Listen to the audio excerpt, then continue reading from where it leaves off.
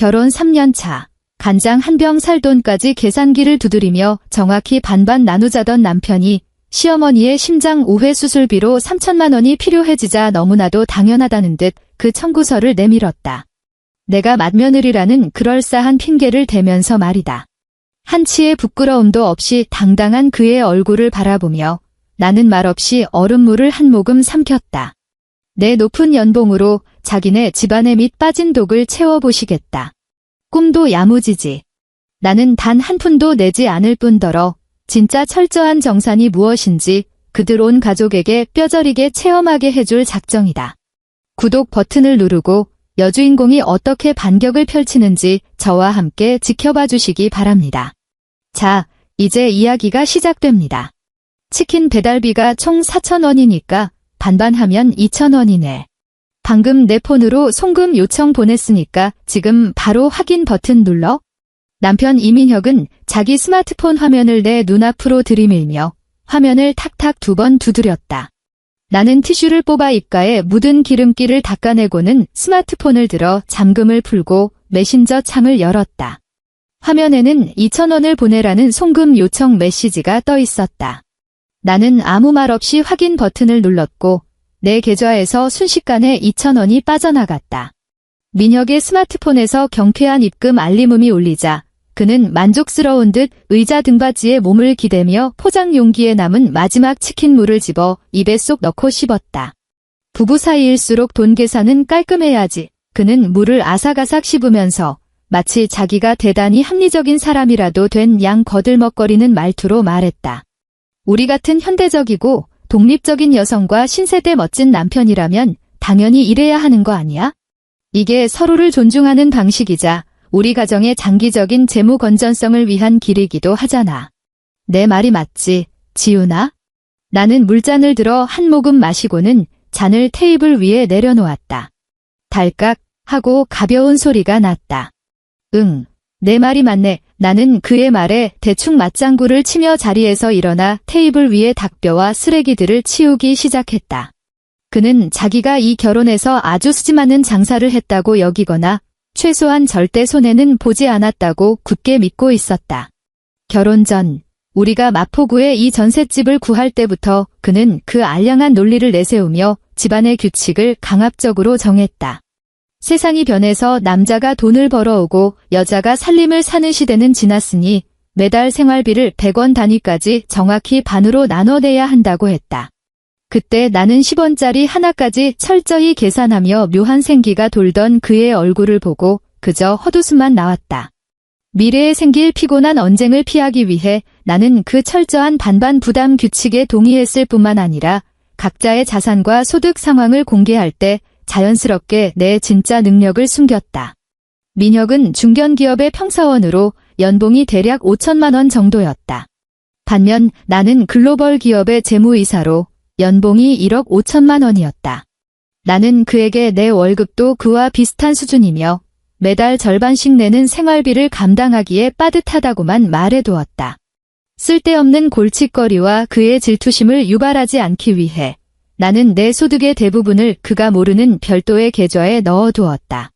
자기가 나보다 돈을 3분의 1밖에 못 번다는 사실을 알게 되면 그의 그 알량하고도 연약한 자존심 때문에 온 집안이 발칵 뒤집힐 테고 나는 단 하루도 조용히 살지 못할 것이 뻔했으니까. 어느덧 11월의 셋째 주 주말이 되었다. 노원구의 오래된 구축 아파트 안에는 마늘과 새우젓이 진하게 익어가는 냄새가 가득 배어 있었다. 나는 분홍색 고무장갑을 낀 채 거실 한가운데 놓인 커다란 플라스틱 대야 앞에 쪼그려 앉아 있었다. 한 손으로는 새빨간 김치 속을 한 움큼 쥐고 배추줄기 사이사이를 벌려가며 양념을 꼼꼼히 버무렸다. 대야 안에는 아직도 수십 포기의 절인 배추가 무너져 내린 작은 산처럼 쌓여 있었다. 시어머니 조정숙 여사는 내 옆 소파에 앉아 따뜻한 보리차를 홀짝거리며 곁눈질로 내 행동을 감시하듯 훑어보았다. 당연하게도 시어머니는 우리의 그 잘난 반반 생활비 규칙에 대해 전혀 알지 못했다. 그녀의 눈에 나는 그저 묵묵히 집안의 굳은 일을 도맡아 해야 하는 당연한 맏며느리일 뿐이었다. 지훈아, 양념 좀 골고루 묻혀라. 배추 밑동 쪽이 원래 간이 잘 안 되니까 꾹꾹 눌러서 속을 채워 넣어야지. 안 그러면 며칠 만에 군내가 난다. 조정숙 여사는 찻잔 위로 피어오르는 김을 후후 불며 어른들 특유의 툭툭 내뱉는 명령조로 말했다. 김장 하나 하는데도 이렇게 손이 굼떠서야 나중에 그 많은 식구들 제사는 어떻게 혼자 다 모시려고 그러니? 나는 양념을 바르던 손을 멈추지 않고 고개만 살짝 숙였다. 네, 알겠습니다. 어머니. 3시간 가까이 쪼그려 앉아 있었더니 허리가 끊어질 듯 아파왔다. 빨간색 앞치마 가장자리에는 검붉은 김치 국물이 얼룩져 있었고 고무장갑의 고무밴드에 꽉 눌린 손목에는 벌겋게 자국이 남아 있었다. 나는 팔을 들어 올려 손등으로 이마에 맺힌 땀을 훔쳐낸 뒤 플라스틱 대야 너머 거실 정면에 있는 TV 쪽을 바라보았다. 민혁은 소파 반대편 맨바닥에 대자로 드러누워 쿠션을 베고서 한 손에 리모컨을 든 채 채널을 휙휙 돌리고 있었다. 그의 옆에는 조금 전 시어머니가 오직 아들을 위해 깎아둔 사과가 담긴 과일 접시가 놓여 있었다. 그는 사과 한 조각을 집어들고 쩝쩝거리는 소리를 숨기지도 않으며 씹어 삼키더니 TV 속 예능 프로그램을 보며 껄껄 웃음을 터뜨렸다. 민혁아 이나는 목소리를 크게 내진 않았지만 조용한 거실 안에서 충분히 들릴 만큼 또렷하게 불렀다. 이리 좀 와서 다 버무린 김치들 베란다 김치통에 옮겨 담는 것 좀 도와줄래? 허리가 아파서 잘 못 일어나겠어? 민혁의 웃음소리가 뚝 끊겼다. 그는 고개조차 돌리지 않은 채 여전히 TV 화면에 시선을 고정하고 있었다. 아, 무슨 소리야. 그는 다시 사과 한 조각을 입에 밀어넣으며 뒤통수만 보인 채 대꾸했다. 김장은 너희 여자들이 할 일이지. 우리 각자 할 일은 각자 알아서 하기로 한 거 아니야? 내 김치통 옮겨주는 거, 우리 생활비 반반 규칙에는 없는 항목인데? 조정숙 여사가 탁 소리 나게 찻잔을 테이블 위에 내려놓더니 순식간에 얼굴을 찌푸렸다. 그렇고 말고. 밖에서 하루 종일 일하고 와서 쉬는 남자한테 그 시뻘건 고춧가루를 묻히게 하는 게 말이 되니? 안 그래?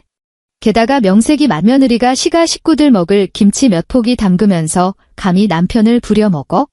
나는 여전히 리모컨 버튼을 꾹꾹 누르고 있는 민혁의 손등과 티끌 하나 묻지 않은 그의 깨끗한 회색 홈웨어를 빤히 쳐다보았다. 고무장갑 안에 손가락들에 서서히 힘이 들어갔고 내 손에 쥐어있던 배추 잎사귀 하나가 으스러졌다. 분홍색 고무장갑을 타고 붉은 김칫국물이 뚝뚝 떨어져 대야 안으로 번졌다. 네, 그러네요.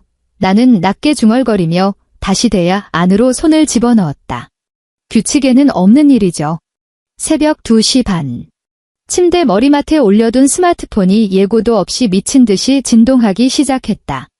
나는 번쩍 눈을 뜨고 자리에서 상체를 일으켰다. 옆에 누워있던 민혁은 몸을 뒤척이더니 베개로 머리를 덮어쓰고는 웅얼거리며 짜증을 냈다. 화면에는 신우이 이은혜의 이름이 번쩍이고 있었다. 나는 통화 버튼을 눌렀다. 새언니, 빨리 와요. 엄마가 갑자기 쓰러지셔서 지금 응급실이에요. 은혜의 목소리는 날카로운 울음기가 섞여 있었고 전화기 너머로는 사람들의 다급한 발소리와 이동식 병상이 철제문에 부딪히는 소리가 어지럽게 들려왔다. 나는 즉시 이불을 걷어차고 침대에서 내려와 스마트폰을 어깨와 귀 사이에 끼운 채 긴 바지와 겉옷을 꿰어 입었다. 어느 병원 아가씨? 지금 바로 갈게요. 서울 시내의 대형 종합병원 응급실 복도는 창백한 형광등 불빛으로 가득했다. 코끝을 찌르는 소독약 냄새에 목이 바짝바짝 말라왔다. 나와 민혁이 허겁지겁 도착했을 때 은혜는 처치실 밖구석에 쪼그려 앉아 엉엉 울고 있었다. 민혁을 보자마자 그녀는 스프링처럼 튀어올라 그의 팔을 덥석 붙잡았다. 오빠, 어떡해. 의사 선생님이 엄마 급성 심근경색이래. 당장 관상동맥 우회 수술 안 하면 생명이 위험하다잖아. 그때 처치실 자동문이 열리며 파란색 수술복을 입은 의사가 차트를 들고 나왔다. 조정숙 환자분 보호자 계십니까? 민혁이 황급히 앞으로 다가갔다. 의사는 빠른 말투로 설명했다. 환자분 관상동맥이 심하게 막혀 있어서 당장 우회 수술을 진행해야 합니다. 그리고 수술 후에도 중환자실에서 며칠 경과를 지켜봐야 하고 나중에 특급 간병인 비용이나 비급여 항목들까지 합치면 비용이 만만치 않을 겁니다. 일단 1층 원무과 가셔서 수술비랑 입원 보증금 먼저 결제해 주세요. 대략 3천만 원 정도 나옵니다. 결제 확인되는 대로 바로 수술장 잡겠습니다. 3천만 원이라는 숫자를 듣는 순간 민혁의 어깨가 눈에 띄게 움츠러들었다. 그는 슬쩍 나를 돌아보며 불안한 눈빛을 보이더니 쫓기듯 엘리베이터 쪽으로 걸음을 옮겼다. 나는 그의 뒤를 따랐고 은혜도 훌쩍거리며 그 뒤를 졸졸 따라붙었다. 1층 로비의 무인 수납기 앞은 텅 비어 있었다. 민혁은 기계 앞에 서서 지갑을 꺼내더니 체크카드 한 장을 뽑아 슬롯에 밀어 넣었다. 모니터 불빛이 그의 창백해진 얼굴을 비췄다. 비밀번호를 누르는 그의 손가락이 뻣뻣하게 굳어 있었다. 몇 초 뒤 화면에 짧은 문구가 떴다. 잔액 부족. 그는 다급히 카드를 뽑아내고 다른 카드를 집어넣었다. 다시 비밀번호 입력. 결과는 역시나 잔액 부족이었다. 그의 반보 뒤에 서 있던 나는 두 번째 카드 화면에 뜬 사용 가능 잔액을 똑똑히 보았다. 35만 원. 말도 안 돼. 민혁은 작게 중얼거렸고 그의 이마에는 식은땀이 송글송글 맺히기 시작했다. 그는 스마트폰을 꺼내 덜덜 떨리는 손가락으로 화면을 넘겨 모바일 뱅킹 거래 내역을 열었다. 나는 차가운 눈으로 그의 뒷모습을 응시했다. 나는 그의 돈이 다 어디로 갔는지 아주 잘 알고 있었다. 매달 생활비를 정확히 반으로 쪼개내고 나면 그는 자신이 엄청난 돈을 절약했다고 착각하며 혼자 뿌듯해했다.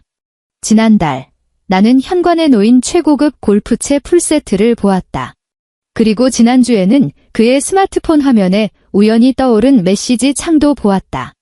하트가 뿅뿅 날아다니는 이모티콘과 함께 은혜가 보낸 메시지였다. 오빠가 준 용돈 100만 원 너무 고마워. 우리 오빠가 최고야. 그는 반반 결혼이 곧 재정적 자유라고 착각하며 남은 돈을 흥청망청 다 써버렸고 만일의 사태를 대비한 비상금 따위는 단 10원도 남겨두지 않았던 것이다. 민혁은 5분 넘게 여러 장의 카드를 돌려막듯 꽂아봤지만 필요한 금액에는 턱없이 부족했다. 그는 초조함을 이기지 못하고 무인 수납기를 콱 내리쳤다. 오빠, 결제했어? 의사 선생님이 빨리 오라고 난리인데 은혜가 옆에서 발을 동동 구르며 재촉했다. 민혁은 크게 심호흡을 하더니 몸을 획 돌렸다. 조금 전까지의 당황스럽고 캥기던 기색은 온데간데 없이 사라지고 그는 너무나도 당연하다는 듯 뻔뻔한 표정을 장착했다. 그는 내게 성큼성큼 다가오더니 방금 무인 수납기에서 출력된 결제 명세서 몇 장을 내 손에 우겨 넣었다. 가서 결제해. 그의 말투는 단호했고 마치 매일 하던 평범한 심부름을 시키는 것 같았다. 나는 내 손에 들린 종이를 내려다보지 않고 시선을 올려 그의 눈을 똑바로 쳐다보았다. 왜 그래? 빨리 가라니까. 민혁은 미간을 찌푸리며 짜증 섞인 목소리로 낮게 속삭였다. 내 월급 통장에 돈 있잖아. 평소에 돈도 잘 안 쓰면서 3천만 원 정도는 당장 융통할 수 있잖아. 빨리 카드 긁어. 이건 우리 집안의 체면이 걸린 문제야. 며느리가 시어머니 수술비 하나 안 내는 게 말이 돼? 그 뻔뻔한 몰골을 보며 은혜도 옆으로 쓱 다가오더니 눈물을 닦으며 맞장구를 쳤다. 맞아요, 새언니. 평소에 언니가 집에서 하는 일도 별로 없으면서 우리 엄마가 이렇게 아파서 쓰러지셨는데 새언니가 돈 좀 내는 게 당연한 거 아니에요?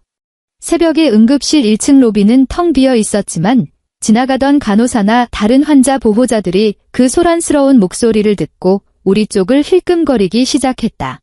민혁은 주변 사람들의 시선이 더해지자 자기가 도덕적 우위를 선점하기라도 한 듯 허리를 꼿꼿이 세웠다. 그는 손을 뻗어 내 어깨를 밀치며 수납 창구 쪽으로 나를 억지로 등 떠밀려 했다.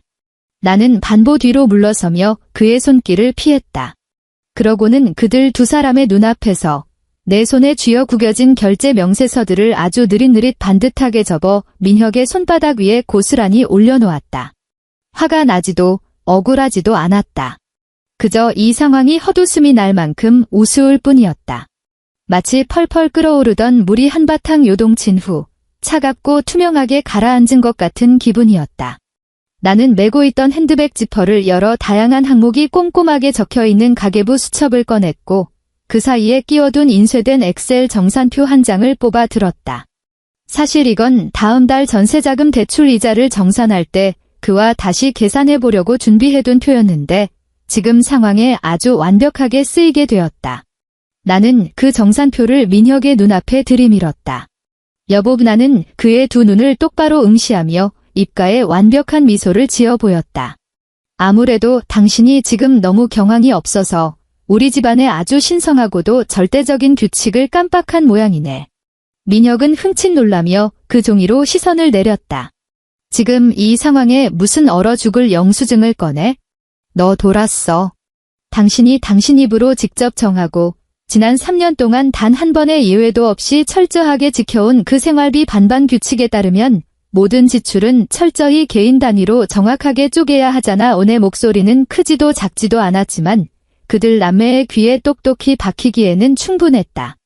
당신의 어머니는 나를 낳아주신 분이 아니야? 이 수술비 3천만 원은 완벽하게 당신의 개인 원가족 지출 항목에 해당해. 내 월급은 그 항목을 결제할 의무 범위에 포함되지 않아. 민혁의 두 눈이 튀어나올 듯 커졌고 뺨의 근육이 미세하게 경련했다. 너 지금 무슨 헛소리를 짓거리는 거야? 내 시어머니라고. 지금 사람이 죽어가는데 돈 한 푼 안 내고 버티겠다는 거야? 나는 그저 당신이 그토록 강조하던 계약 정신을 충실히 지키는 사람일 뿐이야. 나는 웃음기를 거두고 얼음장처럼 차가운 목소리로 말했다. 하지만 그래도 우리가 명색이 가족이니까 당신이 정 그 돈을 당장 구할 데가 없다면 내가 도와줄 수는 있어. 민혁의 굳어있던 얼굴이 아주 살짝 풀어지려던 찰나 나는 말을 이었다. 내가 그 돈 당신한테 빌려줄게. 대신 돈 거래는 확실해야 하니까 이자는 법정 최고 이자율인 연 20%로 계산할게. 그리고 내 소중한 자금을 안전하게 보호하기 위해 당신 명의로 된 그 자동차를 담보로 잡아둬야겠어. 지금 당장 차용증 한 장 써서 지장 찍어. 그럼 내 폰으로 바로 입금해 줄 테니까. 응급실 복도의 공기가 내 한마디 한마디에 꽁꽁 얼어붙는 것 같았다. 몇 분 후 응급실 앞 환자 대기 구역은 그야말로 난장판이 되었다. 조정숙 여사는 임시 관찰 병상에 누운 채 수납이 끝나고 수술실로 들어가기만을 기다리고 있었다.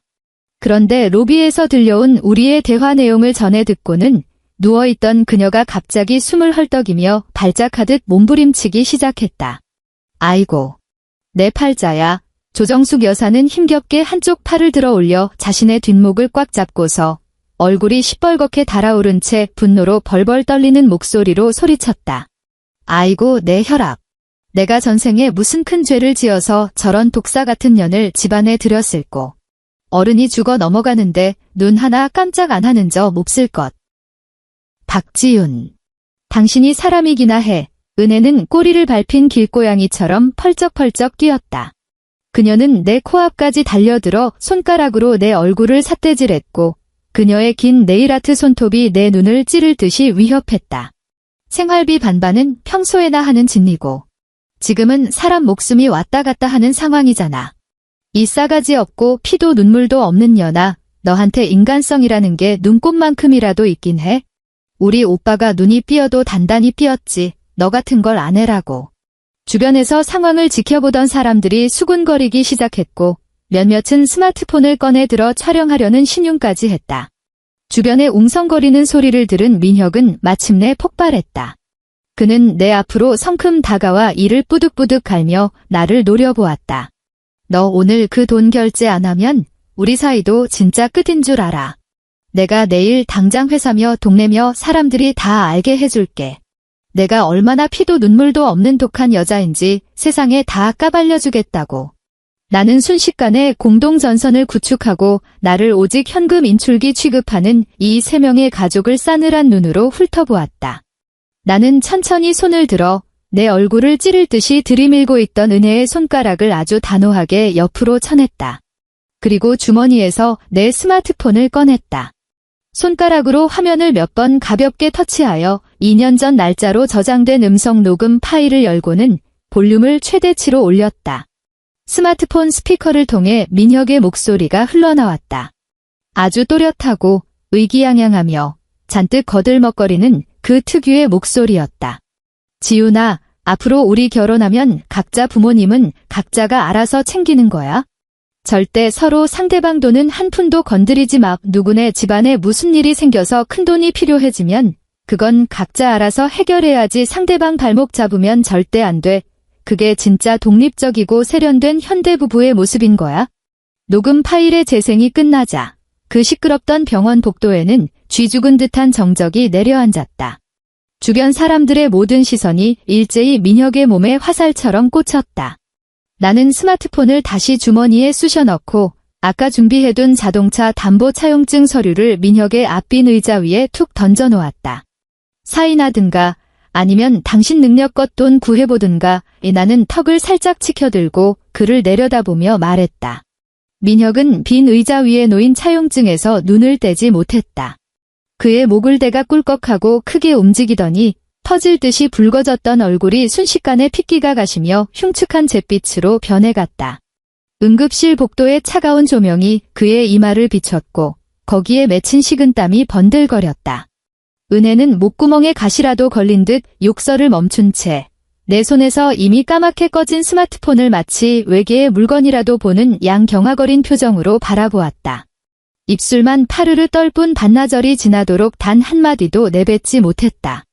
관찰실 병상에 누운 조 여사의 숨소리는 낡은 풀무질 소리처럼 쇳소리를 내며 점점 거칠어졌지만 더 이상 나를 향한 온전한 욕설을 내뱉지는 못했다. 나는 핸드백 끈을 다시 고쳐매고는 뒤로 돌아 엘리베이터 쪽으로 발걸음을 옮겼다. 거기 안서 등 뒤에서 민혁의 목소리가 들려왔다. 완전히 이성을 잃고 삑사리가 난 비참한 목소리였다.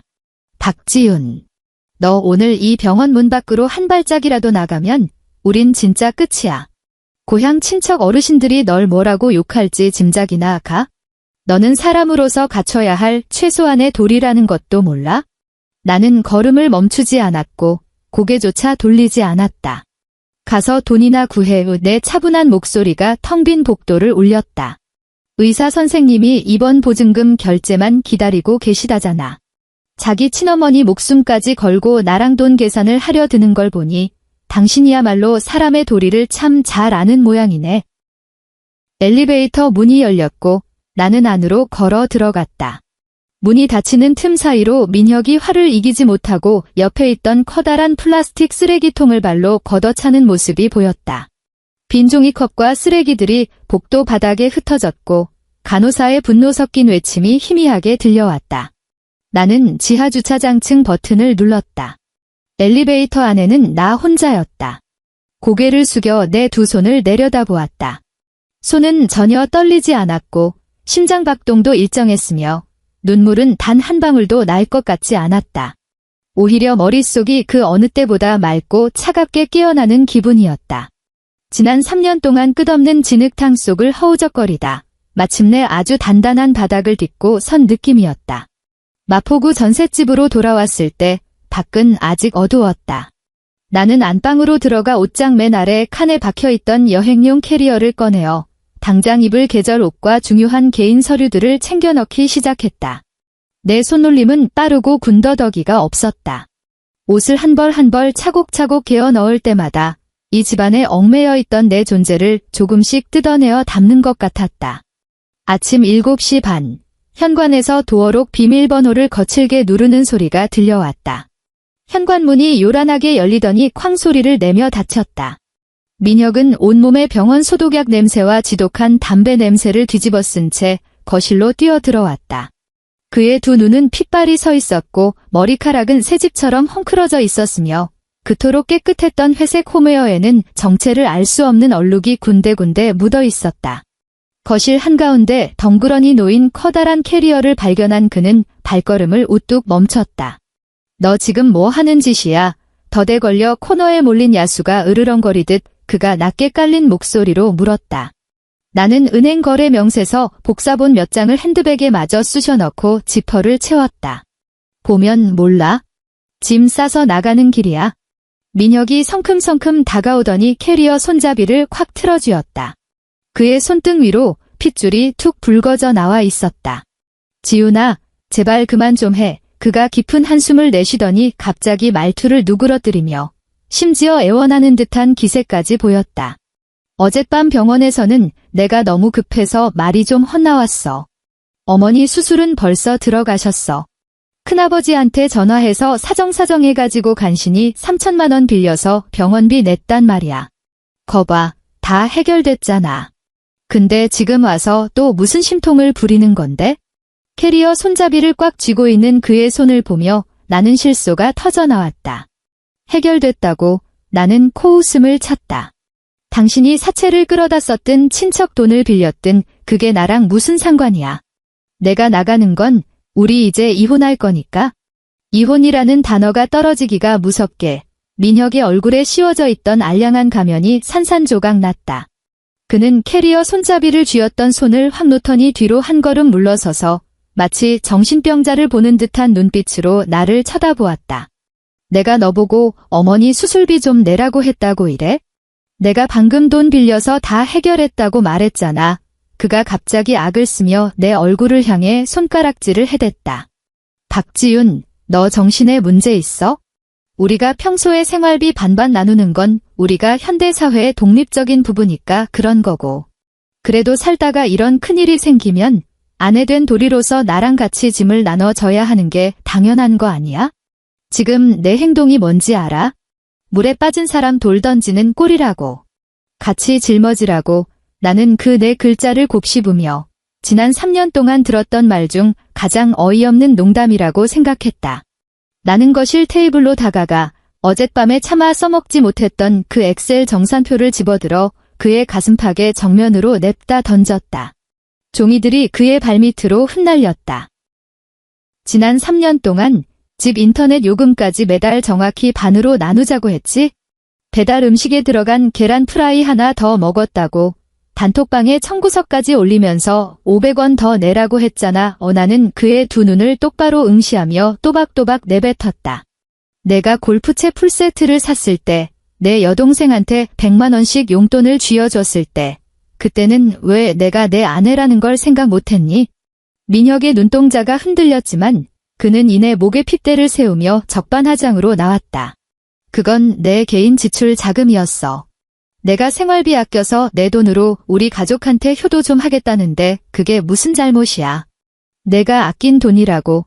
나는 한 걸음 앞으로 다가갔다. 내가 아꼈다는 그 돈. 내가 시댁에서 소처럼 일하고 개처럼 구르면서 번 노동의 대가야. 내가 이런 피 빨리는 생활을 앞으로도 계속 견딜 줄 알았어? 민혁은 내 기세에 눌려 뒷걸음질 치다 종아리가 소파 가장자리에 부딪혔다. 팩트 폭행에 자존심이 짓밟힌 그는 화가 머리끝까지 나서는 거실 테이블 위에 있던 유리 물컵을 덥석 집어들었다. 우리가 처음 이사 왔을 때 하나씩 골랐던 커플 컵 중 하나였다. 그의 팔이 허공에서 반원을 그렸고 잔뜩 힘이 들어간 손관절은 하얗게 질려 있었다. 내가 뭘 알아. 이 이기적인 여자야. 그는 짐승처럼 포효했다. 물컵은 TV장 모서리에 정통으로 맞아 산산조각 났다. 어젯밤 미처 다 마시지 못한 차가운 물과 함께 유리 파편이 사방으로 튀었다. 깨진 유리 조각 몇 개가 내 발등으로 튀어오르며 얕고 붉은 생채기를 냈고 차가운 물방울이 발목을 타고 슬리퍼 안으로 흘러내렸다.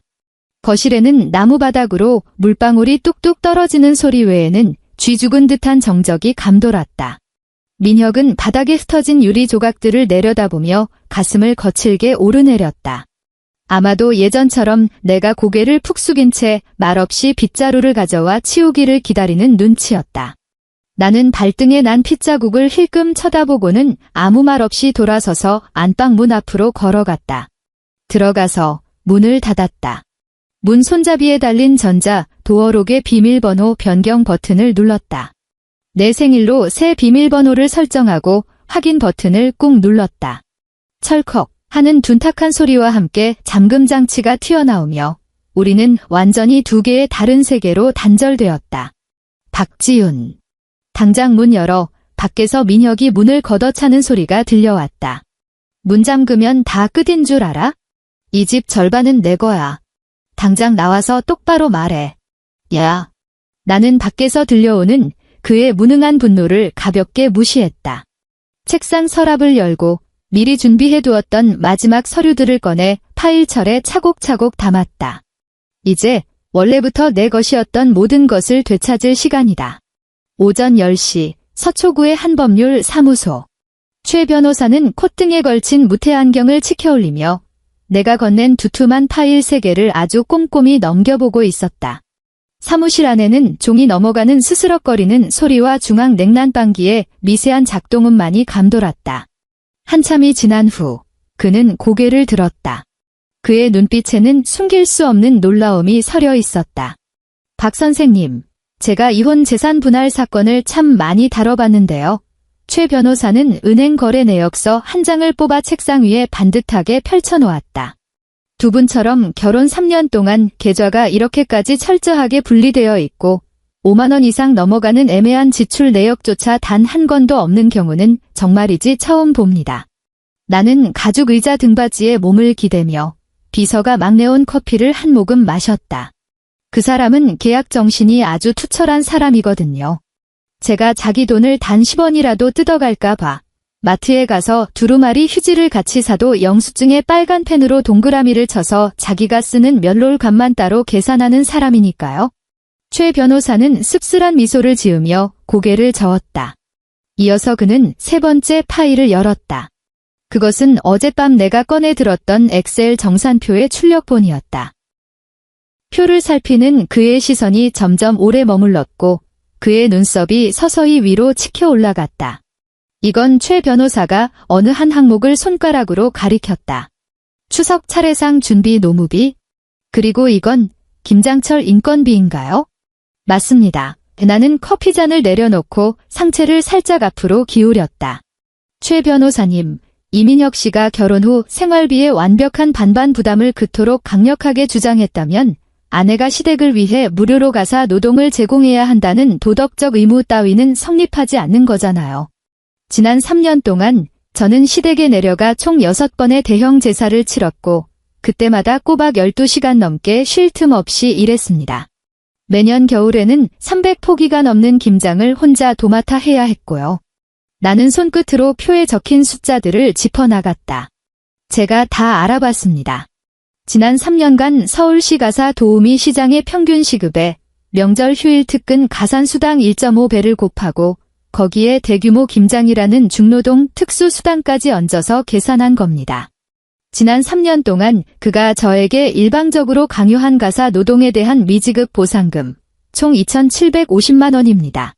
그 모든 시간대의 기록, 제가 현장에서 직접 녹음한 음성 파일, 그리고 그 시간에 자기는 소파에 누워 텔레비전만 보며 전혀 손 하나 까딱하지 않은 걸 증명하는 영상 증거까지 전부 그 USB 안에 들어 있습니다. 최 변호사는 나를 가만히 쳐다보더니 갑자기 작게 웃음을 터뜨렸다.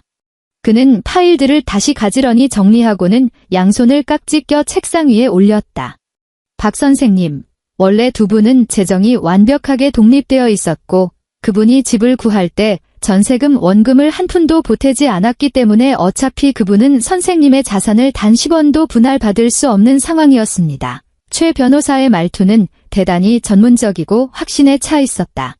그런데 이 노무비 청구서에다가 어머니 병원비로 인해 발생할 수 있는 그분의 채무 부담까지 더해진다면 그 사람은 돈을 나눠받기는커녕 오히려 선생님께 돈을 뱉어내야 할 판이군요. 그럼 최대한 빨리 법원에 소장을 접수해주세요. 나는 자리에서 일어났다. 그 사람 얼굴, 이제 단 1초도 더 보고 싶지 않으니까요. 반격의 진행은 내 예상보다 훨씬 더 순조로웠다. 왜냐하면 이민혁 스스로가 이미 감당할 수 없는 시궁창에 빠져 허우적대고 있었기 때문이다. 소송을 제기한 지 2번째 수요일, 나는 회사에서 분기별 재무제표를 결산하고 있었다. 안내 데스크에서 전화가 걸려왔다. 로비에 나를 찾는 사람이 찾아왔는데 감정이 꽤 격앙되어 있다는 것이었다. 엘리베이터를 타고 1층으로 내려갔다. 문이 열리자마자 보안 요원 2명에게 가로막혀 출입 게이트 밖에서 발버둥 치는 이은혜의 모습이 보였다. 그녀의 머리는 산발이었고 아이라인은 까맣게 번져 있었으며 눈 밑에는 시퍼런 다크서클이 짙게 내려앉아 있었다. 지난주에 입었던 그 명품 트렌치코트를 여전히 입고 있었는데 잔뜩 구겨져서 며칠은 씻지도 갈아입지도 않은 꼴이었다. 나를 보자 은혜는 철천지원수를 만난 듯 보안 요원의 손을 거칠게 뿌리치고는 게이트 너머로 앙칼지게 소리쳤다. 박지윤. 이 독사 같은 년아. 이제 속이 시원해? 우리 집안이 너 때문에 쫄딱 망하는 꼴을 보니까 기분이 째지냐고. 로비를 오가던 동료들이 일제히 걸음을 멈추고 이쪽을 쳐다보았다. 나는 보안 요원들에게 살짝 뒤로 물러나라고 눈짓을 한 뒤 게이트 앞으로 다가가 적당히 거리를 두고 그녀를 내려다보았다. 내가 너희 집을 망쳤다고. 나는 일말의 동요도 없이 평온하게 대답했다.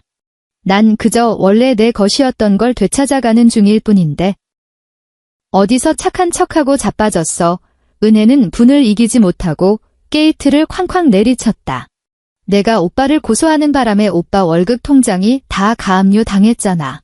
큰아빠는 매일같이 병원에 찾아와서 당장 돈 갚으라고 난리를 치고 안 갚으면 오빠 회사에 쳐들어가서 망신 주겠다고 협박한단 말이야. 오빠가 급하게 돈을 구하느라 내 신용카드 한도까지 전부 카드깡으로 빼다 썼다고. 내 카드는 완전 한도 초과에 펑크가 났고 다음 달에 결제 못하면 나 신용불량자 될 판이야. 그녀는 말을 할수록 억울함이 북받치는지 번진 화장 위로 눈물을 줄줄 흘려댔다. 하얀 뺨 위로 검은 눈물 자국이 흉하게 얼룩졌다. 새언니 그녀는 갑자기 작전을 바꾼 듯 게이트 너머로 손을 뻗어 내 옷자락이라도 붙잡으려 애원했다. 고소 취하해주면 안 돼? 언니 돈 많잖아. 외국계 회사 이사라서 우리 오빠보다 돈도 훨씬 많이 번다며. 그깟 2천 몇백만 원 노동비 연니한테 푼 돈 아니야? 왜 기어코 우리 식구들을 이렇게 벼랑 끝으로 몰아넣는 건데? 그녀의 추악한 꼴을 보고 있자니 그저 깊은 비애감만 밀려왔다. 은혜야, 나는 그녀의 구차한 하소연을 차갑게 끊어냈다. 그녀는 흠칫 놀라며 일말의 희망이라도 잡은 듯한 눈으로 나를 올려다보았다. 너 방금 나보고 뭐라고 불렀지? 새언니, 나는 차갑게 쏘아붙였다. 지난달에 내가 민혁이한테 제주도 여행 가게 용돈 달라고 조르면서 문자로는 나보고 부리집에 빌부터 사는 기생충 같은 년이라고 씹어댔잖아. 은혜의 얼굴은 그 즉시 돌처럼 굳어졌고 입만 반쯤 벌린 채 단 한마디도 뱉어내지 못했다. 나는 재킷 주머니에 두 손을 찔러 넣고 경악과 공포로 일그러진 그녀의 얼굴을 가만히 내려다보았다. 민혁이 월급 통장이 가압류된 건 법원소장이 송달되자마자 찌질하게 재산을 빼돌리려다 걸렸기 때문이야. 그리고 내 신용카드가 펑크난 건 나는 상체를 살짝 숙여 우리 둘만 들릴 정도로 목소리를 낮췄다. 그 잘난 오빠가 자기 체면 하나 살려보겠다고 내 등골에 빨대를 꽂았기 때문이고. 너희 남매, 허구한 날 피는 물보다 진하다며 원가족의 끈끈함을 자랑하지 않았니? 자, 이제야말로 너희들끼리 서로 피눈물 나게 헌신할 완벽한 타이밍이네. 나 같은 남은 좀 빠져줄 테니까. 말을 마친 나는 단 한 번도 뒤돌아보지 않고 엘리베이터 쪽으로 발걸음을 돌렸다. 등 뒤로는 은혜의 처절한 비명과 보안 요원들이 그녀를 끌어내는 소리가 어지럽게 뒤엉켰다. 그날 오후 내 스마트폰에는 민혁이 남긴 음성 메시지가 10여 개나 쌓여 있었다. 나는 느긋하게 블루투스 이어폰을 귀에 꽂고 부하 직원이 결제를 올린 지출 결의서를 꼼꼼히 검토하며 재생 버튼을 눌렀다. 첫 번째 메시지에는 이성을 잃고 씩씩거리는 고함 소리가 담겨 있었다. 박지윤. 내가 감히 나를 함정에 빠뜨려? 내 뒤통수를 쳐? 내 진짜 연봉을 속이다니 너는 머리부터 발끝까지 새빨간 사기꾼이야. 나 절대 이혼 안 해. 단 한 푼도 못 가져갈 줄 알아. 세 번째 메시지부터는 무언가 부서지는 굉음이 섞여 들렸다. 야, 내가 완벽하게 이긴 것 같지? 그깟 김치 좀 버무린 돈이 법정에서 통할 것 같아. 며느리로서 당연히 해야 할 일을 가지고 돈을 내놓으라니 세상 어떤 판사가 그딴 미친 소리를 들어줄 것 같냐고. 여덟 번째 메시지에 이르자 그의 목소리는 잔뜩 쉬어 있었고 배경에는 휑한 찻길의 바람소리가 스산하게 들렸다. 지훈아, 제발 전화 좀 받아. 내가 이렇게 빌게. 어머니는 아직 중환자실에 계시고 하루 간병인 비용만 10몇만 원씩 깨지고 있어. 큰아버지도 더 이상 기한을 안 늘려주겠대. 소송 좀 취하해주면 안 될까? 우리 다시 시작하자. 앞으로 생활비 반반 안 내도 돼. 내가 4분의 1만 내도 불만 안 가질게. 그리고 마지막 메시지. 지훈아, 나 오늘 차 팔았어. 급전이 필요해서 헐갑에 중고차 딜러한테 넘겼어. 아끼던 골프채 세트도 중고 사이트에 올려서 팔아치웠고. 은혜는 이제 내 전화도 안 받아. 나 진짜 이제 갈 데가 없어. 한 번만 만나주라. 그 전세금 보증금 아주 조금만 떼어주면 안 될까? 그래도 우리 3년 동안 부부의 정이 있었잖. 여기까지 듣고 나서 나는 이어폰을 빼 책상 위에 툭 던졌다. 나는 검은색 결제인을 들어 올려 오류 하나 없이 완벽하게 정리된 결의서 위로 시원하게 내 서명을 갈겼었다. 부부의 정. 그는 아마 까맣게 잊은 모양이다. 그깟 500원짜리 배달비 차액 때문에 내게 당장 이체하라고 몰아붙였을 때 그 알량한 정이라는 것은 이미 그 스스로의 손에 의해 아주 정확히 반토막이 나서 쓰레기통에 처박혔다는 사실을. 초겨울의 서울, 공기에는 건조하고 차가운 가시가 돋친 듯했다. 가정법원 법정 안은 난방이 빵빵하게 돌아가고 있었지만 어쩐지 숨이 턱턱 막힐 듯한 답답함이 감돌았다. 나는 원고석에 앉아 있었고 옆에는 최 변호사가 마지막으로 제출할 서류들을 차분히 정리하고 있었다. 맞은편 피고석에는 이민혁이 덩그러니 홀로 앉아 있었다. 그는 눈에 띄게 살이 쏙 빠져 있었고 한때 그의 자랑거리였던 값비싼 명품 정장은 볼품없이 커져서 허수아비처럼 옷이 펄럭이는 듯했다. 그의 등은 한껏 굽어 있었고 초점 잃은 두 눈은 책상만 뚫어져라 응시했다. 마치 고개만 들지 않으면 이 재판이 현실이 아닌 것처럼. 판사가 눈앞에 기록을 넘기며 헛기침을 했다. 텅 빈 법정 안에는 종이 넘어가는 스스럭 소리만 무겁게 울렸다. 원고 박지윤과 피고 이민혁의 이혼 및 재산 분할 청구 사건에 대하여 판결을 선고합니다. 판사의 목소리는 일말의 감정도 없이 건조하고 평온하게 공간을 채웠다. 민혁이 흠칫 놀라며 고개를 쳐들었고 책상 모서리를 부여잡은 그의 손마디는 하얗게 질려 있었다. 원고와 피고는 혼인 기간 동안 철저한 재정 분리 원칙을 고수하였으며 이를 증명하는 명확한 은행 거래 내역과 서면 합의가 존재함이 인정된다. 이에 따라 원고 명의의 모든 예금 및 투자 수익은 원고의 특유 재산으로 인정되며 피고는 이에 대한 분할을 청구할 권리가 없다. 또한 마포구 소재 전셋집의 전세 보증금 역시 원고가 전액 출자하였으므로 전액 원고에게 귀속된다.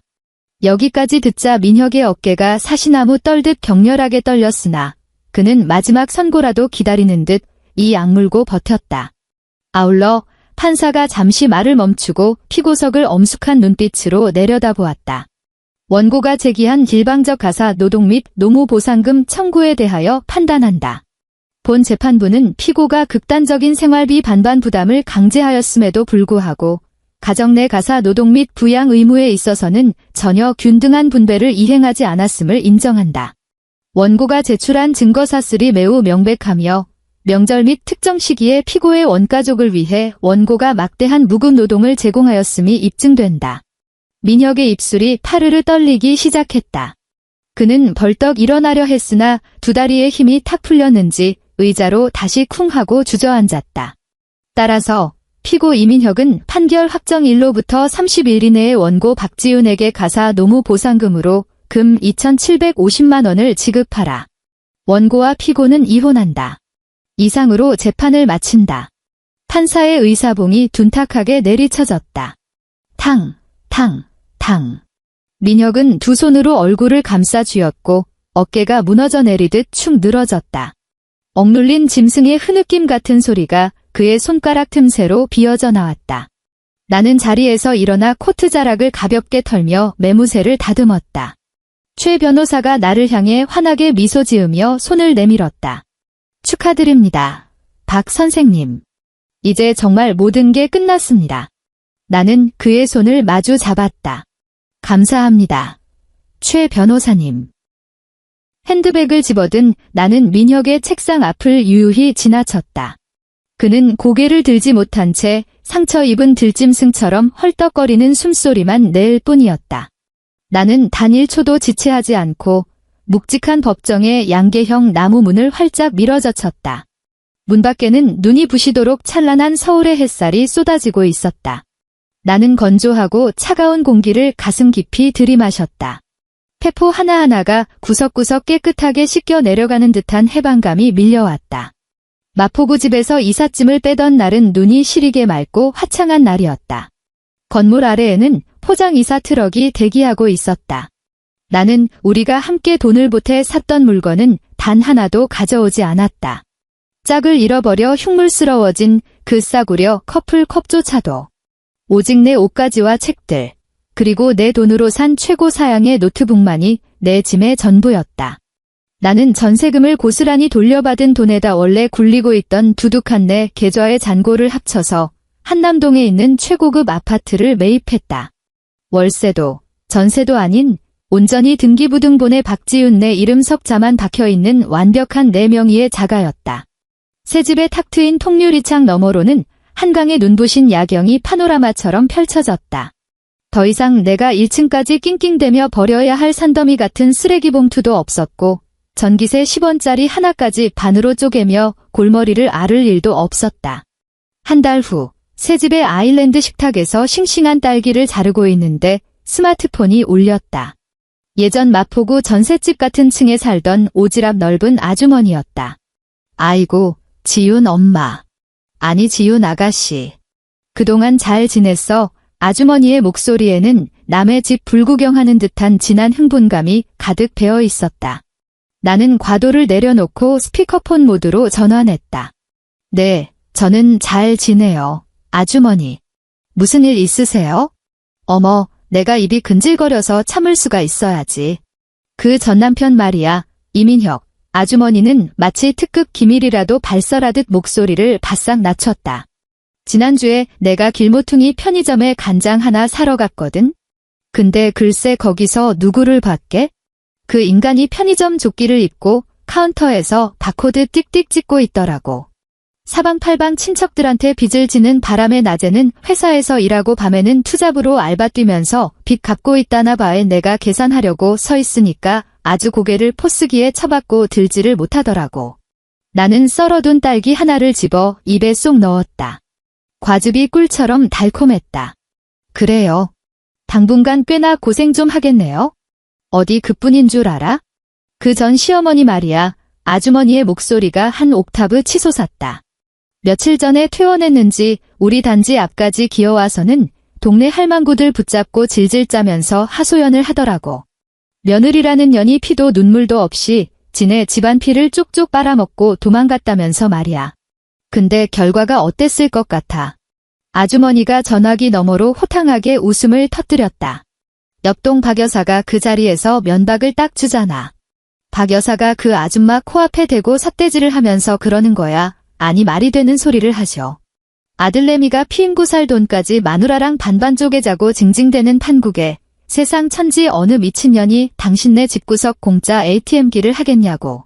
당신 아들이 편의점 알바나 뛰는 건 다 자기 업보 처맞은 거지. 아이고. 그 전 시어머니 얼굴이 완전 시뻘개져서는 뒷목 잡고 도망치듯 꽁무니를 뺐어. 그 뒤로는 우리 단지 근처에 얼씬도 못한다니까. 아주머니의 실감 나는 중계방송을 들으며 나는 가볍게 소리내어 웃었다. 아주머니, 재밌는 소식 전해주셔서 감사해요. 근데 저 이제 식사 준비를 해야 해서 다음에 또 시간 날 때 연락할게요. 전화를 끊고 썰어둔 딸기들을 고급스러운 도자기 볼에 예쁘게 담아냈다. 한남동의 밤이 완전히 내려앉아 드넓은 한강 수면 위로 도시의 화려한 불빛들이 보석처럼 일렁였다. 나는 과일 볼을 들고 거실 소파로 다가가 깊숙이 몸을 묻었다. 거실 테이블 위에는 방금 배달 앱으로 주문한 야식이 놓여 있었다. 갓 튀겨낸 치킨 한 마리와 무 2팩, 그리고 얼음처럼 차가운 미니 콜라 한 병. 포장 용기를 열자 짭조름하고 고소한 치킨 냄새가 거실을 가득 채웠다. 바로 어제 카드사로부터 월별 청구서 알림 문자가 도착했었다. 나는 지난 3년간 단 하루도 빠짐없이 그래왔던 것처럼 조건반사적으로 스마트폰 계산기 앱을 열지 않았다. 총결제 금액을 입력하고 조심스럽게 나누기 2를 누른 다음 내가 이번 달에 내 목보다 더 많은 돈을 쓰지는 않았는지 검열할 필요가 없었다. 나는 방금 배달원이 음식과 함께 건네준 하얀 영수증을 무심하게 집어들었다. 그곳에는 치킨 2만 원, 배달비 4,000원, 총계 2만 4,000원이라고 아주 선명하게 찍혀 있었다. 나는 그 배달비 4,000원이라는 글자를 빤히 내려다보았다. 예전 같았으면 이 숫자는 내가 즉시 메신저 앱을 열어 2,000원 송금 요청을 보내야 한다는 신호였을 것이다. 그리고 민혁이 의기양양한 표정으로 남은 마지막 무 조각을 쩝쩝거리며 씹어먹는 모습을 지켜봐야 한다는 뜻이기도 했다. 내 돈을 내고 내가 산 음식을 먹으면서도 마치 적선이라도 받는 듯한 끔찍한 굴욕감을 견뎌야 한다는 의미였다. 나는 손가락을 뻗어 그 깃털처럼 가벼운 종이 쪼가리를 양손으로 잡았다. 가볍게 힘을 주었다. 찌익. 영수증은 가운데를 따라 위에서 아래로 단숨에 반으로 찢어졌다. 그리고 다시 겹쳐서 내 조각으로 북북 찢어버렸다. 나는 그 잘게 찢긴 종이 조각들을 옆에 있는 휴지통에 가볍게 던져 넣었다. 신경을 긁어대던 계산기 두드리는 탁탁 소리도 얄미운 송금 알림음도 기름때가 잔뜩 묻어 번들거리던 스마트폰 화면도 이제는 없었다. 넓은 거실 안에는 창밖을 맴도는 희미한 바람 소리와 나 자신의 고요하고 자유로운 숨소리만이 가득할 뿐이었다. 나는 젓가락을 들어 온전한 치킨 무 한 조각을 콕 찍어 입에 넣었다. 아삭아삭하고 기분 좋게 새콤하며 은은하게 달콤했다. 입맛에 아주 딱 맞았다. 오늘의 이야기는 여기까지입니다. 이 이야기가 여러분의 속을 시원하게 뚫어주었기를 바라며 늘 행복하시길 기원합니다. 우리는 다음 이야기에서 다시 만나요.